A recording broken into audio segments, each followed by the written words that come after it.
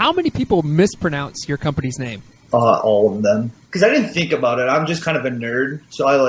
So pheno is for phenotype. We all have different phenotypes, your eyes, your body type, like all of these things. I'm like, I love the individuality part of it. So I'm like, I'm going to make this, something interesting. And so I was like, phenotype, pheno, exercise. And then, of course, everyone thinks it's Phoenix. So it was kind of a poor choice. I wanted it to be something different, but now, hindsight, of course, I'm like, shit. Like if you try to search it, it's a disaster. So yeah, that's what happens when you try to be original or different and fail. I didn't know it was Pheno, and correct me if I pronounce it wrong, until I was doing some research yesterday when I watched a video and that's the way you said it. And I was like, whoa. So what does Pheno mean? So what I was saying, phenotype. So you have phenotypical expressions, your body type, your hair color, your eyes. There's a lot of different things. It's the way that the environment acts upon your body, essentially.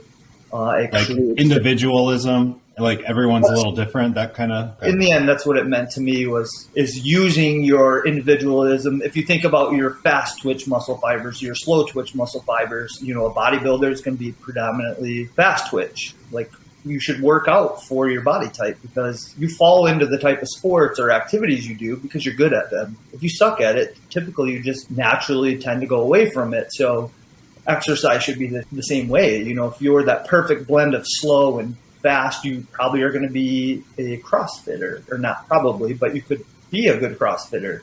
And you see some CrossFitters are like variants on the more fast twitch side, and they're killing it in the lifts, but they're cardio suffers. And those people that win it are right kind of in the middle. So yeah, it's learning about your body. And I get into a lot of like genotypes as well. So DNA stuff and learning about like extreme individuality. And a lot of that has to do with mental status, stuff like that. So it's a lot more powerful than just kind of looking at the basics that a lot of people tend to look at. So like I said, kind of a nerd. Well, you're talking about the name right now and coming up with it. So how and why did you start Pheno Fitness? It started for a multitude of reasons. I talked about this in some of the videos I posted. I was dealing with some depression, and so I went to the doctors to try to deal with this because it was interfering with life in general. And they put me on 2 medications, which they shouldn't have been mixed. There were 2 that would definitely compete with each other.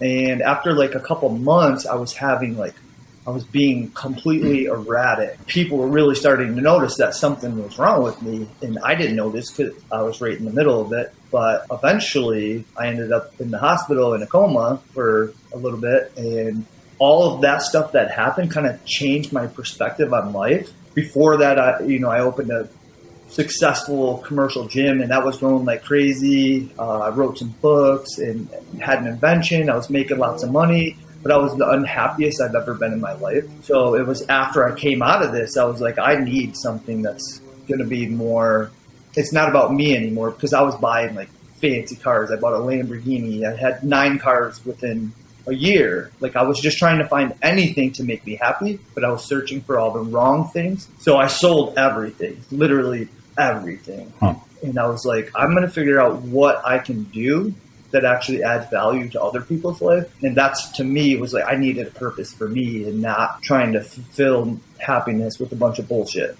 Then COVID came around, and I wanted to build a garage gym. And of course, now everything's inflated and couldn't get anything. You guys all know, we all went through this together. It was like, this is crazy because half the stuff they're building it's all like single use items, which, that's great. If you have lots of space, lots of money. It's like most of the stuff has the ability to do more and just be better in general. So I was like, screw it. This is just my personality. When I get on something, I'm like, I'm going to find a way to build a system that's going to be more utilitarian, offer more. And the goal was to do it for less money. Ever since that happened, it was never, the purpose for me was to make it about money. I wanted to do something for someone else instead of myself. So I was going to build it as low margins as possible and make it do more. So it's just more for less kind of theme. And that's the way I kind of found my purpose, was to not be greedy and not try to make, tons of money off every single product I sell. I would rather work harder, sell more, and give the customer a better price, which it doesn't always make for the best business model. And Gluck was kind of making fun of me because of the Maverick Bar. He's like, dude, you have to charge more. And I'm like, I can't do it. I don't want to do it. I can't do it. I know I can make more, but it's not about that. So that's kind of generally the theme and how it came about. But I literally started in my apartment garage. Started with a squat rack with a pulley system, and it's funny looking back on it because it's really just super basic. But yeah, it kind of grew out of all of that. That's awesome. Before we dive really into Pheno Fitness, I'd love to just hear about more about what your work history. You mentioned you had some success. What was your work history before all of that happened to you? Yeah, it's actually interesting because I think it really allows me to have the insight that I do about a fitness equipment because first off, I grew up on a farm. So I was on a dairy farm, 1,000-acre farm. Pretty much we were pretty wild kids. We were rambunctious. And we just had free run of it. We were driving vehicles at probably 10 years old. So pretty much the rule was if you break it, you got to fix it. So I broke a lot of shit. So I had to fix a lot of shit. So that was just kind of me working with my uncles and them teaching us a lot of different stuff about how everything works. And if we wanted to drive something, you had to read the manual. So it was a lot of mechanical stuff. So that was like early on, we were already we had that brain type where we wanted to break and fix stuff. But after that, I've done a lot of stuff. I was a carpenter, that 20-year-old when you have no idea what the hell you want to do. I didn't really know if I wanted to go to college, but eventually I started going to school for physical therapy. And then I was doing that for a while, and my brother contacted me and said, hey, I have this opportunity. I want to build a gym. And this was in Traverse City, Michigan. So we started that really small business, and then we grew it to a over 10,000 square foot facility. So I had the experience of physical therapy, which was a lot of the biology, the chemistry, all the different things about the body, which I loved, like actually having the cadaver lab. When you do that, you really learn like all the connection points and how everything moves and everything functions. That was like instrumental.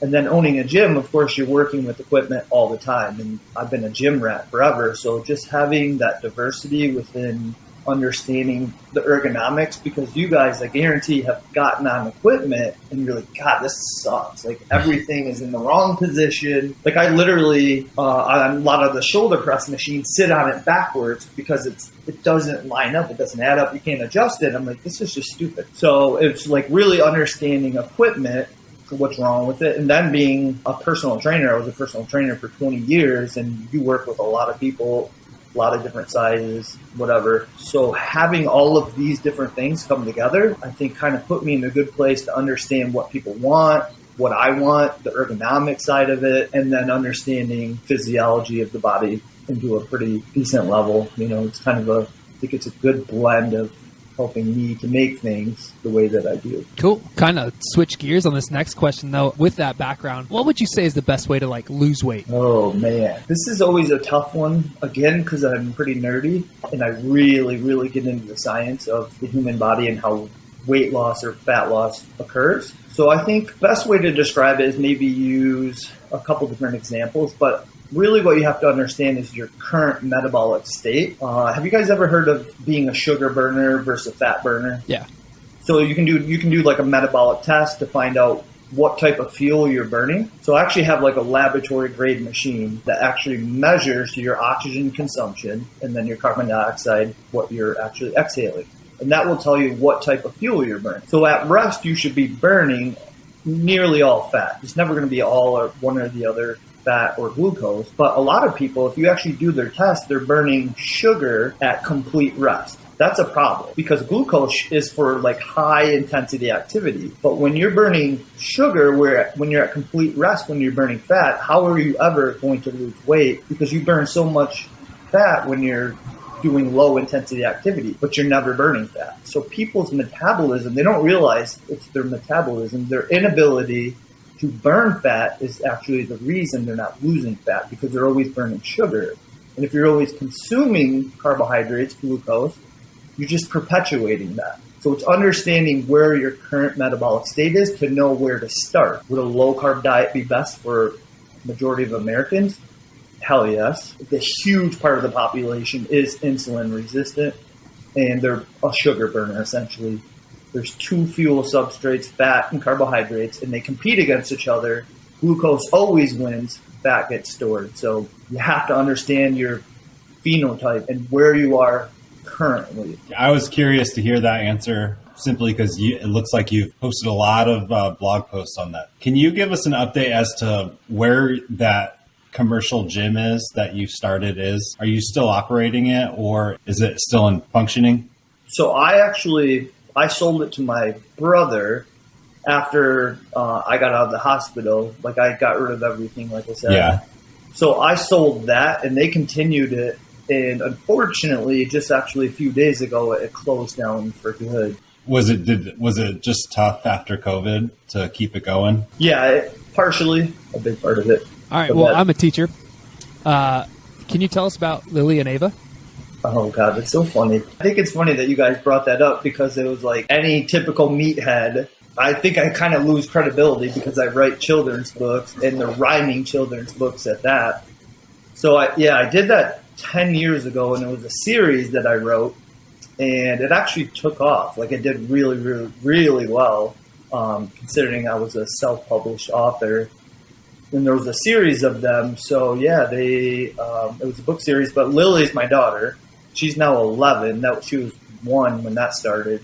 And Ava was kind of her friend. It was something that I grew up on the farm. I was all about adventures. Like, we were outside playing all the time. And it was kind of intermingling my daughter into those adventures kind of that we had. And I think people kind of grabbed onto that part of it. So, yeah, it was cool. It was a good experience. I still write. I write for a couple different magazines, more about nutrition and stuff like that. But everything about it was fun. Like, I went to a lot of different schools and would do readings and speaking events. And, like, it was a big part of my life for a while. But it just kind of faded out with time. They're still available. They still sell. It's mailbox money, just passive income. Gotcha. But, yeah. That's awesome. Well, let's move back to PhenoX Fitness. Can you give a quick rundown of maybe what your store sells and then what some of your top or favorite products are? It's kind of a blend of a lot of different products, but I wanted to make a bunch of different things that were going to be affordable, so different levels or complexity to those products. So whether it be a landmine, I have a super, super basic landmine that's ultra affordable, but then there's something called the ultimate landmine that does, like most of my stuff, like 50 different things. It's highly adjustable. So I wanted levels of cost structure. So, because again, this was meant to be a business that's all about inclusivity. Like, I want to help people that couldn't afford some of this stuff before, kind of get them into fitness. So landmines, squat racks, of course, and then a bunch of different attachments. And I did a lot of banded stuff because at the time, during COVID, those were available a little more often. They were more affordable, and you could actually do a lot with them. So there's a lot of things that don't really exist in the market that I just invented. And that would kind of lead me to some of my favorite products, which the Excel system, it's actually X on the wall. I don't know if you guys have seen it and anything, but that is one of the coolest things that I've ever invented. I've came up with some pretty cool stuff, and people don't realize like how amazing this thing is because of the type of bands and how they connect. You could be a bodybuilder and you would get smoked by this thing. And it's just super highly adjustable. It's affordable. So that one, I've done zero marketing really for any of this business. It's all been kind of organic. So that I think at some point will be a really popular option. People just have to learn about it. I wanted to perfect things and improve it over time before I really started pushing my name and the products. I just want to make sure they're good. It's been a slow roll, but I've only started, I think, a little over a year and a half ago. But some of the other products, the Maverick Bar is amazing. The Speed Bar is something. It's kind of like it's my idea of a Smith machine, but just a lot more adjustable. And that one is so freaking amazing. So if you have a small space, an accessory that's really going to offer a lot of value, that to me is the best one by far. The HelloFit system is also something that you can attach to other racks as well. So those are kind of the main ones: the Speed Bar, the HelloFit system, the Maverick Bar. The Evo ID is a rack that there's nothing else really like it out there. It folds up, does a bunch of different stuff. But yeah, those are definitely my favorite. Are those all like original inventions? Yeah, they're totally. It's literally me going into the gym because I have my own gym in my shop. That's where I film everything. And I'll start working out. And at the time, my girlfriend hated it because I'll start working out and I'll see something and I'll be like, I bet this could do this. And I'll literally just run off into the shop and then go cut something up or grab something and bring it in the gym. And all of a sudden there's 50 parts all over the place. And she's just like, whatever. So yeah, it's how I come up with it is usually pretty interesting. It's always an evolution. It will start as one thing. And then I'm like, oh, you could do this. And I'll adapt it. And that's the cool thing is I could just run 20 feet away, adapt it, bring it back, test it. And it's just, that evolution is so much fun, and that's something that I actually want to make maybe a YouTube channel showing like how I actually evolve these products. I just don't know how to not have those products stolen in the time that I'm actually creating them. So, got it. What was that very first one?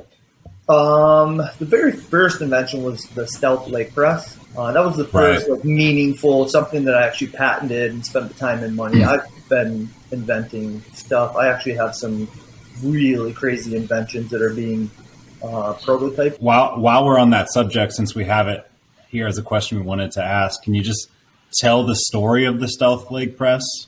Yeah, so it's kind of funny, and I'll tell you guys. Like I said, I haven't really told anyone this side of it, and it's pretty funny. I don't think they'll love it or appreciate it as much, but it is what it is. So I'll get into that. But the stealth leg press. We owned a small studio and we just didn't have much room. And I was like, I want a leg press, but they take up so much damn room and they're really expensive. So I was like, I can definitely build something that will serve the purpose and just cost a lot less. So I built a prototype, and this prototype, which is kind of funny, it looked exactly like the one that Titan Fitness first came out with. I don't know if you guys have seen that original leg press, and it didn't work at all. It was just a pendulum. I'm like, okay, this sucked. My idea didn't work, but I just went and hacked it up and I changed the angles. I was just thinking, how do I make this actually feel like I'm moving weight and fight gravity? So I changed all the angles, and I finally, after a lot of iterations, got it right. And it was like, holy shit, this works really good. But it's just funny that Titans, the first one they came out with it looked just like my crappy prototype that didn't work. So eventually I patented it and just showed a couple people. I made a little hype video, and Legend Fitness got a hold of me and said, hey, this is awesome, you want to make this. So I went down to Knoxville, got to meet all those guys, toured the factory, and they started manufacturing it. So they just licensed it. So they're selling it for a while, but the price point was pretty high. It's super heavy duty, it's got bearings, it's awesome, but I think it's at least $1,300. And then they're selling that, it's doing great. And all of a sudden, I think someone sends me a picture of Titan Fitness, and they're selling my leg press essentially, but it was just a really, really crappy version. And I was like, well, they're infringing on my patent because it is the same thing. So actually, this is the part that's kind of funny because just how I went about it. Because normally a patent, they're really almost kind of worthless in a lot of ways unless you have something that's really, it's worth a lot. Because you have to actually fight to protect it, and it's expensive. So most little guys like myself, they're not going to do that. So I was like, okay, I got to think outside the box here. So I started writing an email to Titan saying, hey, I have an attorney. My dad is actually a patent attorney, which he's not. But I just wanted to show them that I can fight this as long as you want to fight it. It's not going to cost me anything. Mm-hmm. So I said, my dad's a patent attorney. You guys are clearly infringing on the patent. And, oh, by the way, the version that you actually made that's infringing sucks. So I actually sent them video and all the stuff showing, hey, this is the actual version. I can give you the plans for it, all the CAD models, all this stuff. And if you actually want to sell one that actually works right, I will license it to you. And you can do the right thing and not just infringe on the patent. And we don't have to get attorneys involved. And I think they understood that they would sell a lot more of them anyways, and it would actually work. But it's just, I kind of bluffed my way through it, which I thought was kind of funny. Yeah, it was just kind of typical, big business, just trying to push the little guy aside, but it worked. So here we are. They are selling it. They're selling a ton of them. Are they? Okay. Yeah. Oh yeah, lots and lots. That's incredible. That's an awesome, incredible story. No one really knows that because I don't really want to bash on a business that I'm working with, Titan's great. They do have good price point. It turned out well, yeah. But that was my personal side of it where I just I have to do something. And that's how I went about it. And it tended to work out. So, yeah, I thought it was kind of funny. There it is.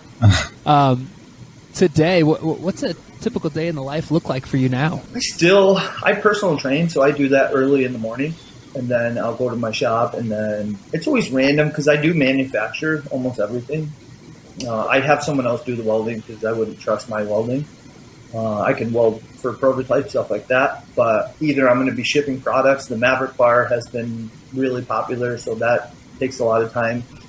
Just to ship and package, people don't realize this, just to package the Maverick Bar, because I do like to make sure that it can't be damaged. It literally takes me over 2 hours just to put this into a package, protect it. So a lot of the day is spent just getting packages ready and shipping them, and it's a big process trying to protect the stuff. You take all that time to build something cool and then have it destroyed. UPS breaks metal parts. I don't know how they could possibly do it, but they break shit all the time. It's insane. I don't How long does it take you today to get all the fabricating and welding to get a complete Maverick Bar, from start to finish? I don't really know, because when I'm doing something, it's I have to build 100 of these one single part, and then I move on to another part, and then every single little part that you have to work with. And this is stuff I kind of want to show is how complex it is, because you pull this little square tube that I just cut. You have to get all the metal edges off the outside, but you also have to get all the metal off at the inside. So every single part is you got your hands on it quite a few times just to deburr it and get it ready to move on to the next step. But I don't know. I would think there's probably at least, with the welding, because that's a really significant part of it, it's got to be several hours. I'd say at least 3 or 4 hours to build, and then a couple hours to package it. Yeah.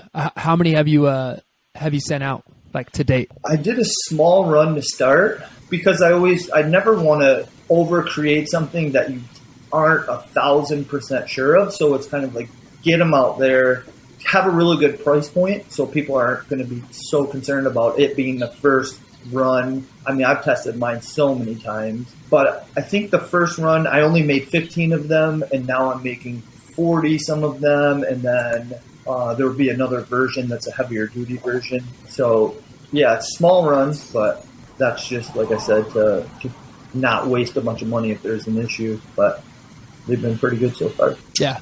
Is that the biggest seller at this point? The HeliFit system really, really sold well.